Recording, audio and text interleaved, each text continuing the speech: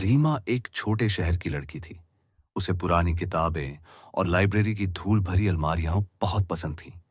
एक दिन वो अपने कॉलेज की लाइब्रेरी के स्टोर रूम में गई, जहां सालों से कोई नहीं गया था। वहां उसे एक लाल चमड़े की बंधी हुई डायरी मिली। उस पर लिखा था, मत खोलना। इन जिज्ञासा से उसने पहला पन्ना खोला और रीमा सन्न रह गई। उसमें वही बातें लिखी थीं जो उसकी जिंदगी में पिछले 2 दिन में हुई थी। वो सोच में पड़ गई।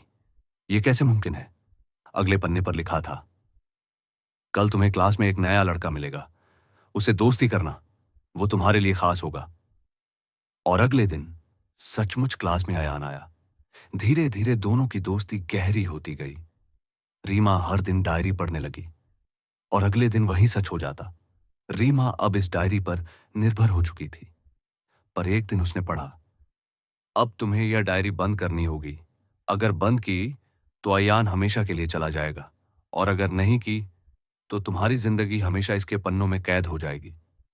रीमा हैरान थी। क्या वो अयान को खो दे या अपनी आजादी? उसने तय किया कि जिंदगी डायरी की कैद में नहीं जी सकती। उसने आखिरी पन्ने पर लिखा, अब मेरी जिंदगी मेरी है। अचानक सारे पन्ने सफेद हो गए। रीमा को लगा कि शायद श्राप खत्म हो गया है। लेकिन अगले ही दिन उसने अयान की जेब में वही लाल डायरी देखी। उसका दिल धक से रह गया। रीमा कांपते हुए बोली, ये डायरी तुम्हारे पास कैसे? अयान मुस्कुराया और बोला, क्योंकि अब ये सिर्फ तुम्हारी नहीं, हमारी है। रीमा ने जल्दी से डायरी खोली। इस बार उसमें लिखा था, आज से तुम्हारी कहानी तुम दोनों मिलकर लिखोगे। दोनों ने एक दूसरे की तरफ देखा। डर की जगह अब उनकी आंखों में जिज्ञासा थी। रीमा ने कहा, मतलब अब हमारी जिंदगी किसी रहस्यमयी किताब से तय नहीं होगी, बल्कि हमारे अपने फैसलों से बनेगी। दोनों ने पहला पन्ना खोला और लिखा, आज से एक नई शुरुआत।